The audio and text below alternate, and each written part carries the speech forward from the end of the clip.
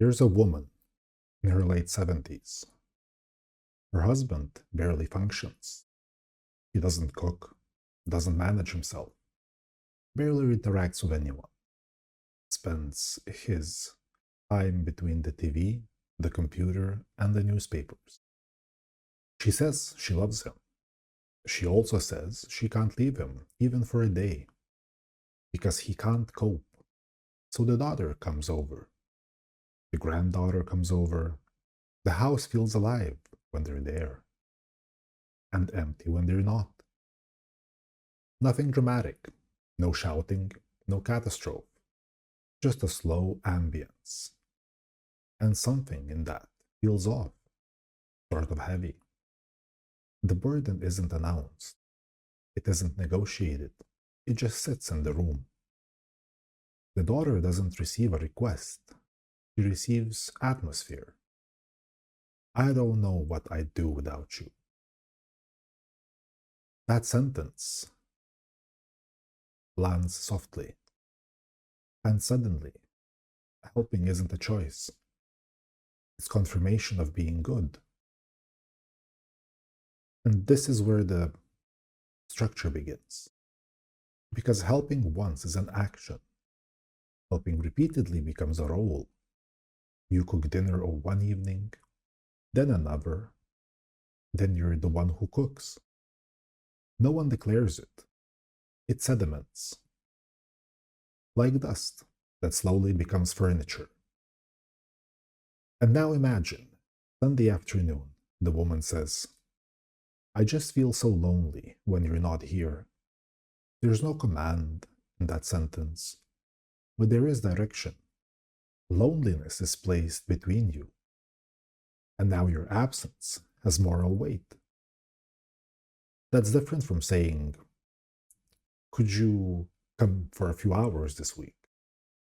One is bounded, the other is atmospheric. And the atmosphere reshapes consent, because refusal doesn't register as scheduling. It registers as abandonment. And nobody wants to feel like that person. Guilt works very quietly. It doesn't threaten your safety. It touches your identity. You don't help because you chose. You help because you can't tolerate what not helping would mean about you.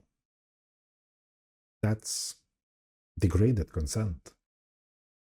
And the husband, he's passive, almost childlike. She nags him, corrects him, redoes what he does. Over years, he stops trying, since effort produces critique. Withdrawal produces stability to some extent. So he withdraws. Now the system is stable. She manages, he shrinks. Relatives regulate the overflow. No one designed this. It accumulated. Tiny adaptations. Conflict avoided, interests narrowed, habits reinforced. Now she says, I still love him. And maybe she does. But what does that word carry here? Attachment, obligation, fear, identity, history. Love becomes a container, large enough to hold everything, without actually clarifying anything. And the relatives stand in that container. They feel they are helping. They are. They also feel they cannot stop. And that's the problem.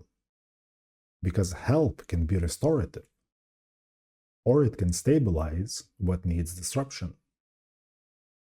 A weekend visit can give strength, or it can allow another week of avoidance. And here is the part that might feel sinister. Everyone is sincere. No one lies, no one manipulates consciously.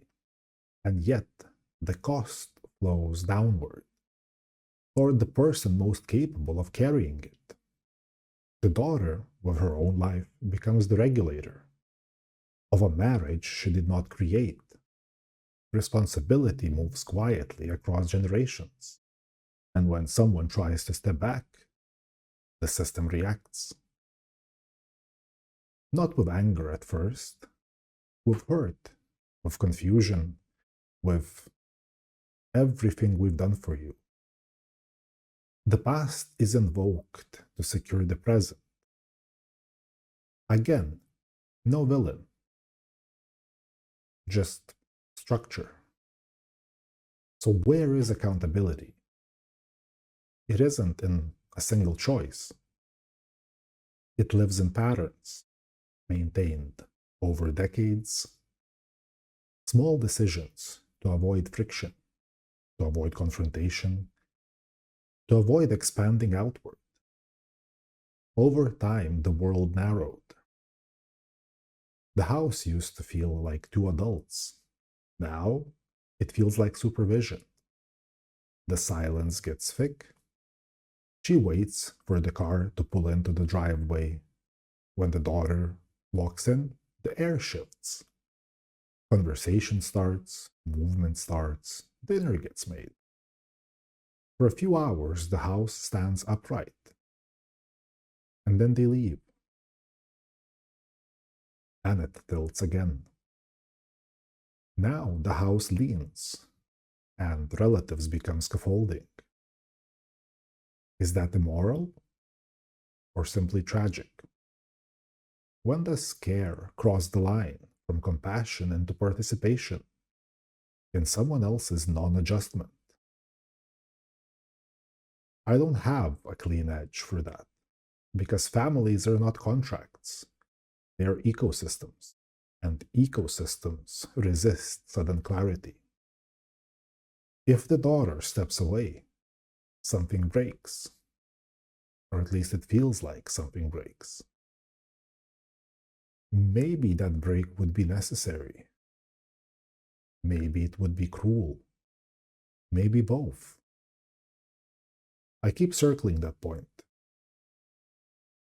where help ceases to be a gift and becomes a structural glue, holding together what might need to fall apart. And I'm not sure where that line actually lives, or whether we only see it after we've already crossed it.